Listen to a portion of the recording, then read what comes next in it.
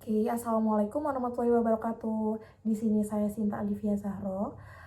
Saya akan mempresentasikan tentang marketplace Mutiara Kampus. Oke, next.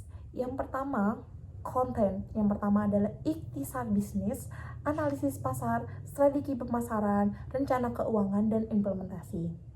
Oke, selanjutnya yaitu ikhtisar bisnis. Identitas unik Mutiara Kampus mencerminkan visi perusahaan sebagai solusi hunian strategis untuk mahasiswa.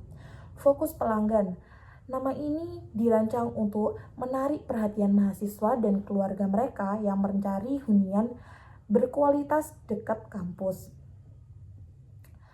Oke, next, industry. Yang pertama yaitu segmen khusus beroperasi di industri properti khususnya dalam pembangunan asrama mahasiswa berfasilitas lengkap. Yang kedua, permintaan tinggi, fokus pada kebutuhan mahasiswa akan hunian yang nyaman dan dekat dengan kampus, sebuah sektor yang terus tumbuh. Oke, yang tiga ada pendekatan inovasi, menyediakan fasilitas digital, keamanan terjamin, kenyamanan, dan bersaing di pasar modern. Oke, selanjutnya ada ringkasan eksekutif. Peluang investasi. Menawarkan paket investasi dengan prospek keuntungan tinggi melalui lokasi strategis dan pengelolaan profesional. Yang kedua ada pasar fokus. Menargetkan investor properti yang ingin membangun dan menambahkan portofolio hunian sewa eksklusif untuk mahasiswa. Oke, selanjutnya adalah strategi keunggulan. Memberikan solusi lengkap mulai dari desain, pengembangan properti, hingga pengelolaan hunian untuk memastikan keberlanjutan bisnis. Yang kedua yaitu analisis pasar. Oke, yang pertama di sini demografi pasar itu ada yang pertama target usia. Investor berusia 30 sampai 55 tahun cenderung memiliki pengalaman investasi yang mencari diversifikasi portofolio properti. Yang kedua ada pendapatan. Pendapatan menengah ke atas memungkinkan mereka berinvestasi pada properti dengan potensi pengembangan jangka panjang. Yaitu yang ketiga adalah lokasi yang strategis. Fokus kota-kota universitas seperti Yogyakarta, Bandung yang memiliki populasi mahasiswa besar. Begitu juga dengan Malang, memastikan permintaan tinggi untuk properti sewa. Oke, yang selanjutnya ada tren pasar. Permintaan properti yaitu meningkatkan kebutuhan akan hunian sewa siap pakai di kota-kota universitas seiring dengan bertambahnya jumlah mahasiswa setiap tahunnya. Yang kedua yaitu preferensi modern. Mahasiswa dan orang tua cenderung memilih properti dengan fasilitas modern, akses transportasi, dan keamanan yang baik. Dan yang ketiga ada penyewaan jangka panjang. Tren mahasiswa tinggal di situ di satu lokasi selain masa studi membuka peluang stabilitas pendapatan investor. Oke, selanjutnya adalah analisis SWOT, yaitu yang pertama keuntungan. Lokasi strategis di dekat kampus utama serta desain properti modern yang memenuhi kebutuhan mahasiswa dan orang tua. Oke, selanjutnya ada peluang. Pertumbuhan jumlah mahasiswa dan peningkatan daya beli menyediakan potensi investasi yang tahan krisis ekonomi. Selanjutnya ada kelemahan. Promosi digital yang terbatas menggunakan exposure terhadap generasi muda dan calon investor online.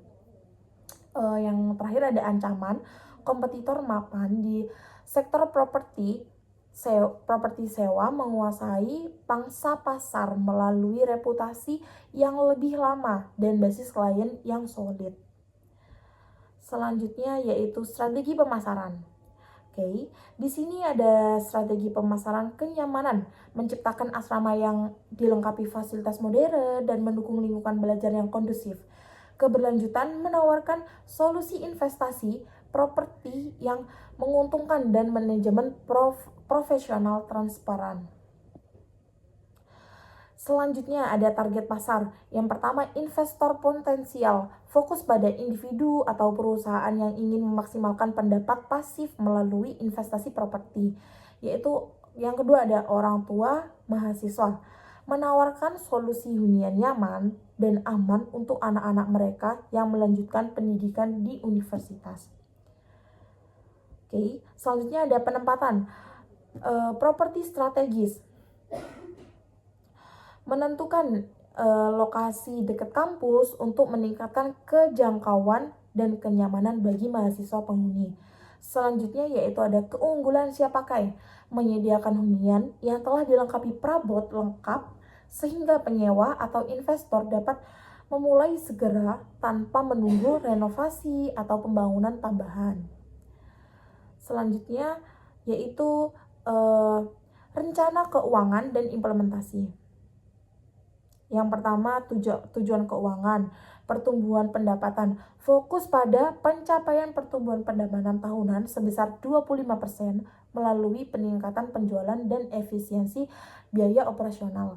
Yang kedua yaitu ROI optimal, mencapai tingkat pengembangan investasi atau ROI sebesar 8% untuk para pembeli sebagai indikator keberhasilan investasi.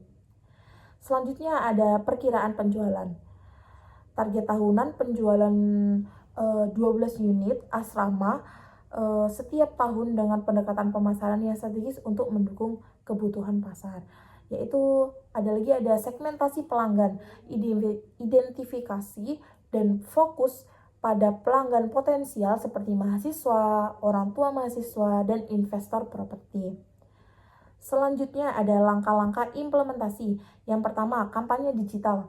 Menggunakan platform media sosial dan iklan daring untuk meningkatkan visibilitas produk serta menarik perhatian pembeli. Ada lagi peluncuran proyek. Penyajian proyek melalui acara peluncuran yang fokus pada presentasi nilai tambah dan keunggulan asrama. Selanjutnya ada pameran properti.